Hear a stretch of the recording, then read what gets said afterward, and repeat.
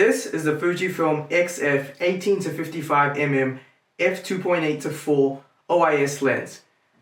A pretty underrated piece of kit that I've paired up with my X-T4. And this is my review. Hey, what's going on? Prashil here, and I've been using my Fuji X-T4 for a couple months now. Now, paired up with the 15-45mm kit lens that I got with the Fuji X-T200, I found that my experience with the X-T4 was honestly pretty great for the most part, despite the kit lens being pretty average. Now, I've taken some pretty great photos with it and primarily filmed most of my YouTube videos with that kit lens on my X-T4. Now, the two main issues that I faced with the Fujifilm X-T4 was autofocus and overheating, in that order. And you can hear more about that in my review that I actually uploaded about a month ago. So yeah, go check it out. Funnily enough though, the complaints and issues that I mentioned of autofocusing in that review video that I made actually didn't go unanswered.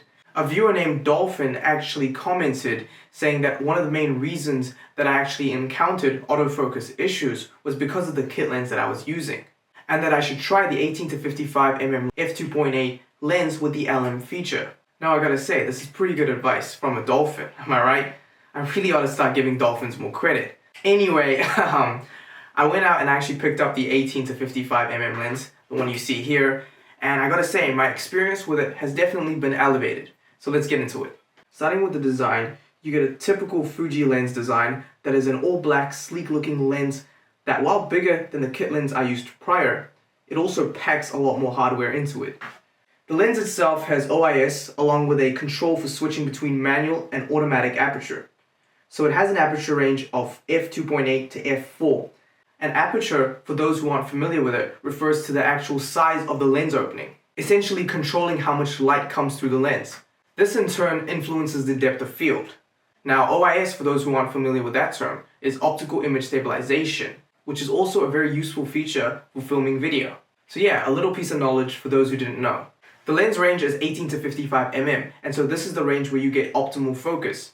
So anything closer than 18mm and the camera won't be able to focus in on it. Now, I found that the design and actual weight of the lens was actually pretty good. I mean, don't get me wrong, it does add some heft to your camera, but it is a pretty versatile piece of kit. And now to answer the question of autofocus. And I gotta say, right off the bat, I definitely did experience a significant improvement over the kit lens. So let's talk about that. I found that I generally took better photos, mainly due to the fact that the kit lens can be quite limiting. Photos were plenty sharp, and I found that playing around with the aperture always led to interesting results in terms of how sharp the corners of the photo were. Now, whenever I selected a subject with the autofocus feature on the kit lens, I found that the autofocusing was a little bit janky and the camera would always hunt around for a bit before actually honing in on the subject. With this lens, however, I found that the camera was able to actually lock onto a subject, retain focus, and actually switch between the subject and the background quite effectively. Also, I'm actually using this lens right now to film this video.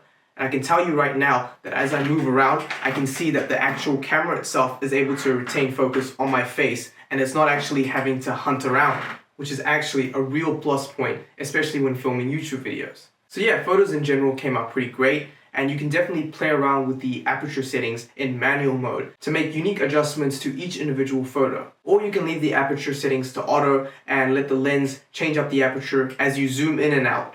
So yeah, whatever floats your boat. Low light photos were pretty decent as well. Here in this shot, I actually overcompensated for the average low light performance of the kit lens, and the photos actually came out looking overexposed. So there you have it. The Fuji XF 18-55mm lens was honestly a treat to test out. My camera still overheats, but at least the autofocus issues for the most part have subsided. Also, this lens has an LM label on the side, which after doing some research, I found out actually stands for linear motor. And so this lens is actually equipped with a linear motor that allows for rapid, stable movement during autofocus and even manual focus operation.